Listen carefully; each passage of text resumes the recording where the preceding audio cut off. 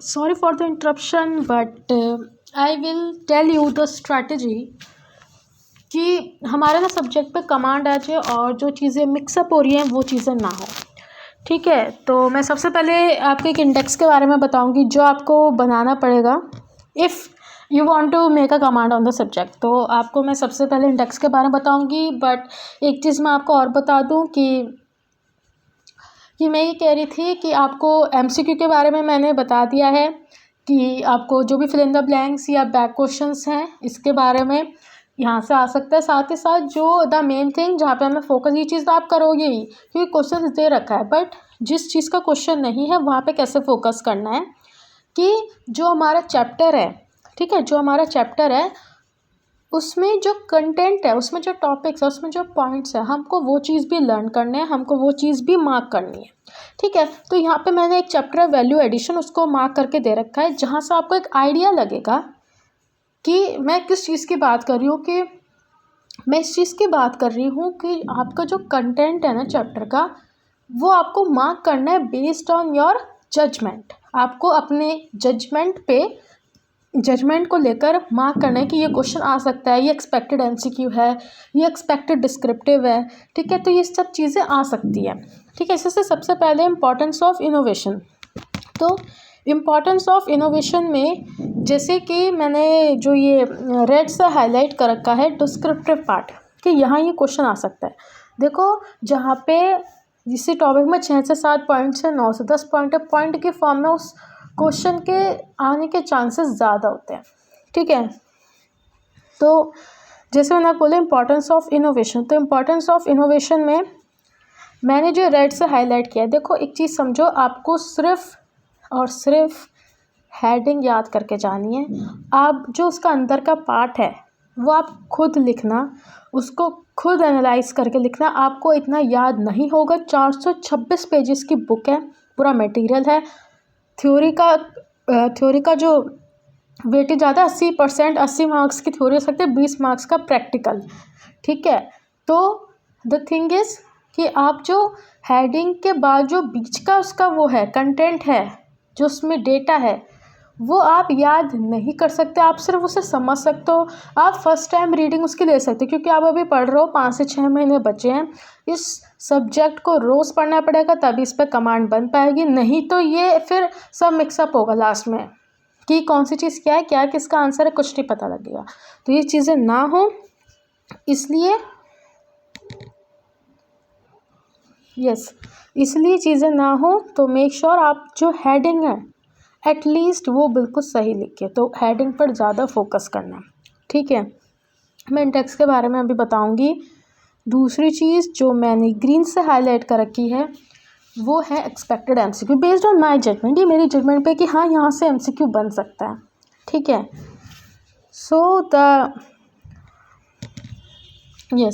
जैसे मैंने लिखा है, innovation process is a set of steps between an idea conception and implementation. ठीक है, तो ये जो चीज़ है इनोवेशन प्रोसेस, तो innovation process is the answer जो मैंने ब्लू से हाईलाइट कर रखा है, बाकी मैंने ग्रीन से। तो एक्सपेक्टेड एमसीक्यू, ये जब आप रोज़ पढ़ोगे, रोज़ रीड करोगे, आपको मार्क करते हुए चलना है। देखो, आप बैक क्वेश्चंस तो आप कवर कर ही रहे हो, but the main thing is question आ रहे हैं बीच में से। जब बीच में से क्वेश्चन आ रहे हैं तो उसको आपको कवर करना ज़रूरी है, और उसके लिए जब आप रोज़ चीज़ें पढ़ रहे हो, ठीक है, तो वहीं की वहीं मार्क करते रहो, छोड़ के मत चलना। किस तरीके से मार्क करना है वो मैंने आपको बता दिया, कहाँ फोकस करना है वो मैंने बता दिया, हेडिंग्स पर। Next is 6 stages in the process of innovation. ठीक है, इसमें generating ideas, capturing ideas, beginning innovation, ये सब चीज़ें आपको याद करनी है, हेडिंग्स याद करनी है। बीच का कंटेंट फर्स्ट टाइम रीडिंग के लिए पढ़ लो, कुछ समझ में आता है। ठीक है, क्योंकि ऐसे ज़रूरी नहीं आपका पूरा ये 20 समझ आए, कहीं चीज़ रटना भी पड़ता है। ठीक है, इसलिए बोल रहे, कोई चीज़ आपको समझ आ रही है, उसका पेन से जो भी है उससे आप इसको लिख लो हिंदी में कि यह इसका मतलब ये है। ठीक है, बट फोकस हेडिंग पे करना, हेडिंग डिट्टो वहीं लिख के आनी है। नेक्स्ट, इसके बाद हेडिंग चेंज करोगे ना, मान लो हेडिंग कुछ और कहती है, ठीक है, हेडिंग चेंज कर रहे हो, हेडिंग वो नहीं है, अंदर का कंटेंट पूरा करेक्ट है, तभी मार्क्स मिलने के चांसेस कम होते हैं।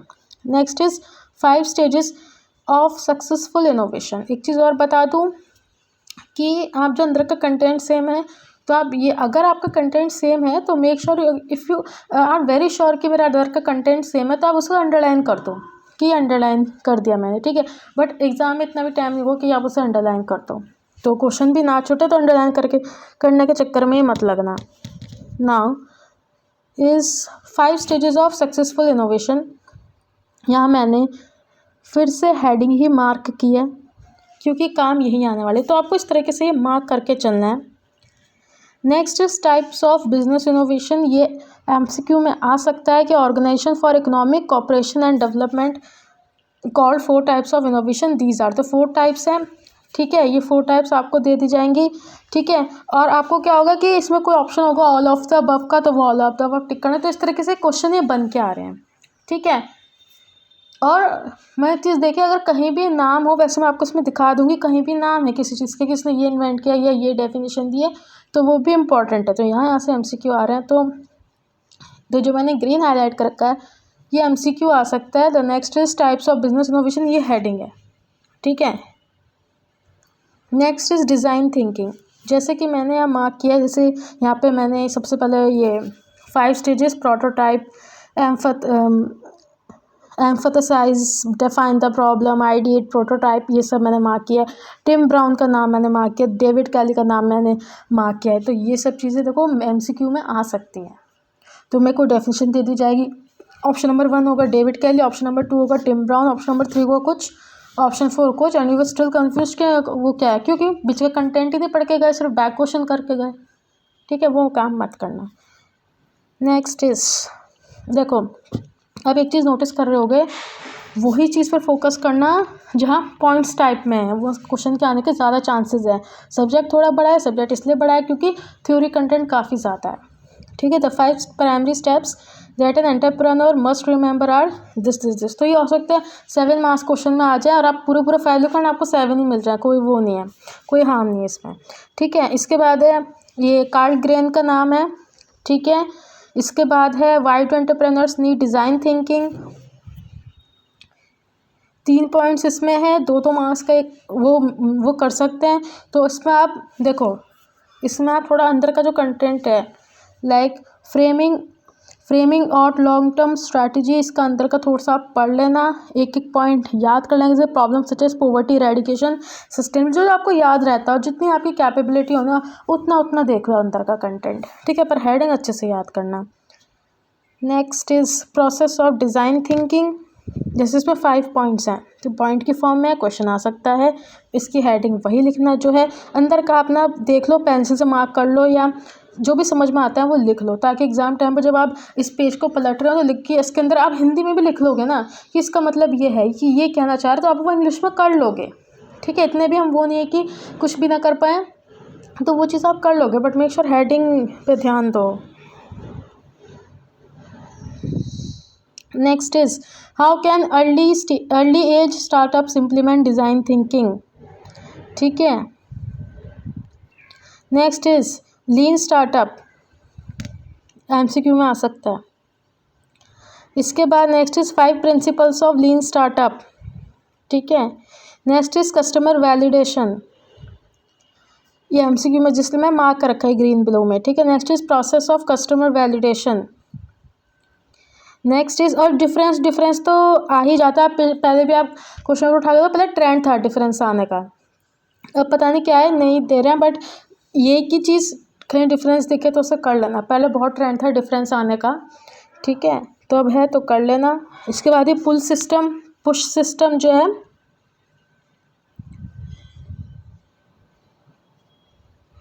Yes, in lean thinking drives production by customer demand and items on a when order is placed.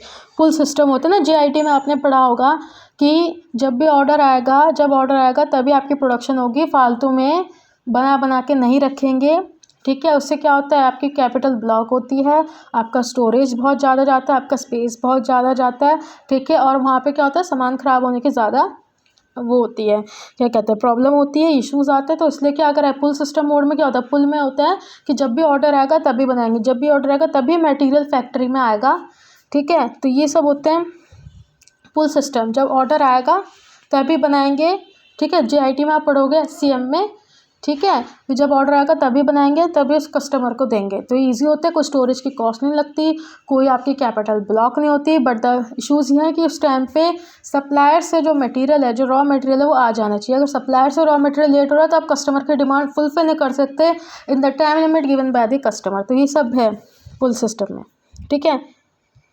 देखो, ये ट्रेडिशनल अप्रोच, लीन अप्रोच, ठीक है। अभी बताओ क्या है, अब आपको इसमें दे दिया, जैसे ये लीन वाला जो टॉपिक है ये आपको इसमें दे दिया 20C में, बट टॉपिक SCM का है। ऐसे 20A का जो है वो SFM से रिलेट करता है, ठीक है।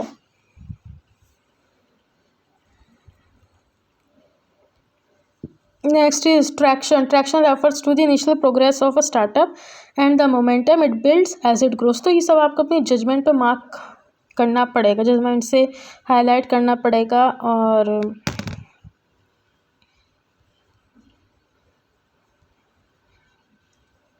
एक ये वाला जो है, यस, ये जो है ना जनरेटिंग मार्केट ट्रैक्शन, इसमें यू विल नीड अ, लिखना second last line, you will need a full scale marketing plan that proves a significant market opportunity exist based on you have learn about what market to date. ये होता है ना seed capital angel investors. अब ये startup का है, startup है SFM में, हर चीज़ मिक्स है इसमें, इसलिए मैं कह रही हूँ चीज़ें मिक्स हो जाएंगी, वहाँ पे अलग अलग बाइफरकेट करना पड़ेगा कि कौन सा कहाँ से है, ये इसका आंसर क्या है, सारा एक जैसा दिखेगा वहाँ। एक चीज़ और मैं आपको बताती हूँ, जनरेट मार्केट ट्रैक्शन, वही है, मार्केट कैसे कैप्चर करोगे आप, नेटवर्किंग करके, सोशल मीडिया मार्केटिंग, वेबसाइट पर करके, ईमेल कैंपेन्स, बॉटम लाइन, इस तरीके से ये हेडिंग याद करना। एक चीज़ और बताती हूँ कि अगर लगता है ना कि देखो, अब वही चीज़ है ना कि जजमेंट कैसे करें, तो जो हमेशा क्वेश्चन कहाँ से आता है कि जो लास्ट का होगा ना पोर्शन, जैसे मैं बताती हूँ ऊपर, एक minute,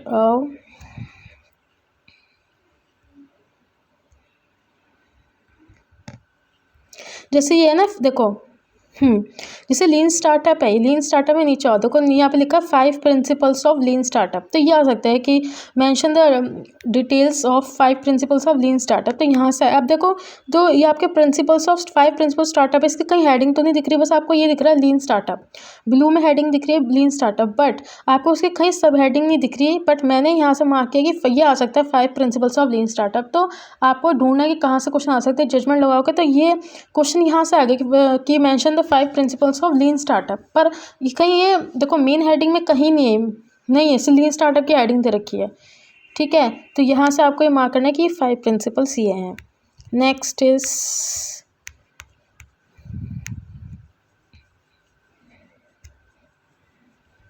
issues relating to generate market traction.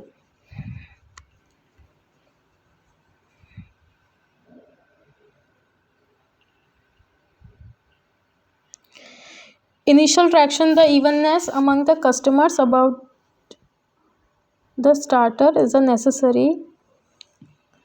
You will be very innovative product, the challenge serious to every startup. ये आप क्या पता केस बन के आ जाए। Overnight success is not possible and every starter passes through the same phase. The following techniques are taken to gain the initial traction. देखो, हो सकता है नहीं किसको बन के आ जाए केस में, कैसे, जैसे आपको एक क्वेश्चन यहीं से दे दे कि इनिशियल ट्रैक्शन से क्वेश्चन दे दे, इनिशियल ट्रैक्शन से क्वेश्चन आ जाए इनिशियल ट्रैक्शन तक, ठीक है। 4 लाइन वहाँ पे और प्लीज़ एक्सप्लेन, तो ये आपको पॉइंट एक्सप्लेन करने पड़ेंगे। Begin with novel product, branding, connect with influencers, ये सब चीज़ें, ठीक है। तो इस तरीके से आपको अपने जजमेंट पर करना पड़ेगा, क्योंकि चैप्टर के बीच का कंटेंट कवर करना है। Next is positioning and product positioning, ठीक है। यहाँ से ये MCQ आ सकता है। इसके बाद बेनिफिट्स ऑफ प्रोडक्ट पोजिशनिंग, बहुत चांसेस है क्वेश्चन आ सकता है, और आया भी होगा, मैंने आया भी होगा या नहीं आया तो फिर ये आने के चांसेस है। बेनिफिट्स ऑफ प्रोडक्ट पोजिशनिंग, ठीक है, आराम से आता है 7 मार्क्स में, और आपको इसमें ये याद ही करना पड़ेगा। Next is product positioning strategies, ठीक है। Next steps of product positioning, जब तक प्रोडक्ट पोजीशनिंग ही नहीं पता होगा तो फिर ये करोगे कहाँ से, बेनिफिट्स और ये की स्ट्रैटेजीज एंड स्टेप्स, ठीक है। तो प्रोडक्ट पोजीशनिंग के बारे में पढ़ना, फिर ये सब चीज़ें करना, क्योंकि एक टॉपिक में भी बहुत सब टॉपिक्स हैं। नेक्स्ट इज पोजीशनिंग का process, why packaging is important to startups. Next is startup models, and मैंने लिखा मेंशन किया एनी वन मॉडल में come in exam you have to learn all, कोई भी एक मॉडल आ सकता है। मेरे ख्याल से फ्रीमियम मॉडल आ चुका है, फ्रीमियम मॉडल आ चुका है, ठीक है। Market place model, on demand model, जिसके बारे में पढ़ना है।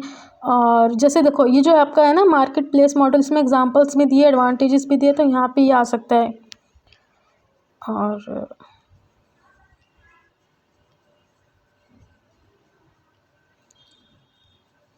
बस बाकी चैप्टर फिनिश। देखो ये एमसीक्यू है, एमसीक्यू ये करने हैं, ट्रू फॉल्स में फॉल्स फॉल्स कर लेना, ये जो है 7th और 3rd। Next is fill in the blanks, या देखो जैसे ये डेविड कैली है 10th का आंसर, इस तरीके से आ सकता है। पैकेजिंग इनोवेशन प्रोसेस, मैंने ये ऐसे नहीं मार्क करे हैं, देखो ऐसे अल्बर्ट आइंस्टीन था, मैंने ऐसे नहीं मार्क करे कि फिल इन द ब्लैंक्स देख के और मैं अपना वो ब्लू ग्रीन से हाईलाइट कर लूँ, नहीं, मैंने वो अपनी जजमेंट पे करा, जजमेंट पे करा। देखो ये आए हुए भी हैं, मैंने कोई अल्बर्ट आइंस्टीन का मार्क नहीं करा हुआ, बट देखो अल्बर्ट आइंस्टीन का भी आया हुआ है, ठीक है। तो सब्सक्रिप्शन बिजनेस मॉडल, कोई भी मॉडल आ सकता है, करने सारे ही हैं। फ्रीमियम मॉडल आ चुका है, सब्सक्रिप्शन बिजनेस मॉडल पे है ये फिल इन द ब्लैंक्स, ठीक है। और बाकी क्वेश्चन तो हैं शॉर्ट ऐसे type question, easy type question, ये भी तो सजेस्टेड रीडिंग वैसी है। सो ये था आपका पूरा वैल्यू एडिशन चैप्टर, जो भी है वैल्यू एडिशन चैप्टर। तो देखो मैं इसके बारे में बता क्या रही थी, अब मेन थिंग स्ट्रैटेजी समझो इसका। अगर देखो that is my suggestion, it is completely my suggestion कि याद चीज़ें ऐसी होंगी कि अगर आप इसका एक इंडेक्स बनाए, इंडेक्स में देखो क्या करते हैं कि जैसे एक वैल्यू एडिशन चैप्टर है, इस वैल्यू एडिशन में, ठीक है, देखो आप वो चीज़ तो कर ही रहे हो, बैक साइड तो कर ही रहे हो, ठीक है। अब इस वैल्यू एडिशन चैप्टर में जो चैप्टर का मेन कंटेंट है, ठीक है, मेन कंटेंट है, जो भी आपने उसमें मार्क करा है उसका इंडेक्स बनाना, ठीक है। जैसे मैं बताती हूँ, ठीक है।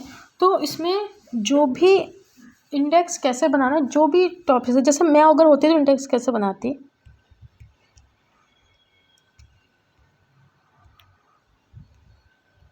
ठीक है। इंट्रोडक्शन देखो मैं इंडेक्स ऐसे बनाती, चैप्टर का नेम था वैल्यू एडिशन, ठीक है, चैप्टर नंबर 4 वैल्यू एडिशन, ठीक है। अब देखो मैं हेडिंग डालती, आप इंडेक्स कैसे बनाओगे, वर्ड के फायदा, अगर आपको कोई डायरी नोट्स है आप उसमें बना लो, कोई इशू नहीं है, ठीक है। सपोज मैं हेडिंग डालती वैल्यू एडिशन, उसके बाद में डालती point number 1 importance of innovation, importance of innovation के आगे मैं लिखती 5 point, problem solving approach, adjustment with change, maximisation, globalisation, competition, work place management, ये फिर मैं एमसीक्यू का नहीं बनाऊंगी मैं। इसके बाद आ जाओ 6 stages of process of innovation, उसके बाद generating ideas, capturing ideas, beginning innovation, इस तरीके से मैं इंडेक्स बनाऊंगी। फिर आगे तीसरा point 5 stages of successful innovation, फिर मैं ये बनाऊंगी, ठीक है। उसके बाद चौथा point types of business innovation, product innovation, process innovation, marketing, 3 point हो गए। फिर नेक्स्ट पॉइंट, ये एमसीक्यू कुछ नहीं करना आपको, नेक्स्ट पॉइंट 5 स्टेप्स, ठीक है। 5 इसका बना लो, पर मैं नहीं बनाती क्योंकि इसकी कोई हेडिंग नहीं है, मैं हेडिंग के लिए कह रही हूँ, इंडेक्स छोड़ दो, उसको नहीं बनाना इंडेक्स, ठीक है। Next is why do entrepreneurs need design thinking, heading है, बना लेना। प्रोसेस ऑफ डिज़ाइन थिंकिंग है, हेडिंग है, जो भी empathise, define, ideate, prototype and test, ठीक है। नेक्स्ट इज ये एमसीक्यू में शायद मैंने मार्क, एमसीक्यू में आ सकता है ये वाला स्टेप्स में, हम अगर देना इनको एमसीक्यू में दे देंगे, नहीं तो फिर ये डिस्क्रिप्टिव में दे देंगे अगर देंगे तो। इसके बाद ये early stage starters implement design thinking, इसके बाद ये आ जाओ इसमें प्रिंसिपल्स ऑफ लीन। तो जब चीज़ें ना आप ये लिखोगे ना, तो आपको ना देखना, अभी तो ये इतने पेजेस में लग रहा है चैप्टर कि इतने पेजेस में चैप्टर है, पर जब इसको लिखोगे या आपको जब हेडिंग लिखोगे, ठीक है, तो आप देखना ये आपका 1 पेज में ही ख़त्म हो जाएंगी हेडिंग्स, एक पेज लेके बैठोगे तो देखना एक पेज में ही आपकी हेडिंग्स लिखना ही ख़त्म हो जाएंगी। तो आप देखोगे अच्छा ये हेडिंग, तो आपको चीज़ें हेडिंग लर्न हो जाएगी। हेडिंग इज़ द मतलब मेन चीज़ बता रही हूँ कि heading is the most important, उसी के बेस पर ही चेकिंग होनी है एंड वो चीज़ हेडिंग आपको लर्न होगी। तो ये मैं बता रही थी कि इंडेक्स आप ऐसा कर सकते हो, क्योंकि एंड टाइम पर अभी आप 2-3 चैप्टर भी करोगे थोड़ा आपको लगेगा कि हाँ हाँ अलग अलग है, सब समझ में आ रहा है, सबके आंसर्स आते हैं, बट सभी जब पूरा कंपाइल करोगे ना, जब समेटना शुरू करोगे, क्योंकि समेटना तो है ही। अभी क्या है जो अभी जनवरी चल रहा है, जनवरी फरवरी मार्च, ठीक है, अप्रैल मई में जून में होंगे पेपर, अभी 5 महीने हैं, ठीक है। जो आपके पास अभी 5 महीने, तो आपको लगता है मेरे पास बहुत टाइम है। किसी का बोथ ग्रुप है, किसी का सिंगल ग्रुप है, तो सबको लगता है बहुत टाइम है, आराम से करेंगे बिल्कुल। अरे नहीं, उसकी 1.5 दिन की तैयारी अभी से करनी पड़ेगी, जब वो जाके वहाँ पे परफेक्शन आएगी। परफेक्शन ऐसे नहीं आएगी, पर अभी परफेक्शनिस्ट बनने के लिए ना अभी से ही आपको रेडी होना पड़ेगा इस सब्जेक्ट के लिए, ठीक है, 20C के लिए।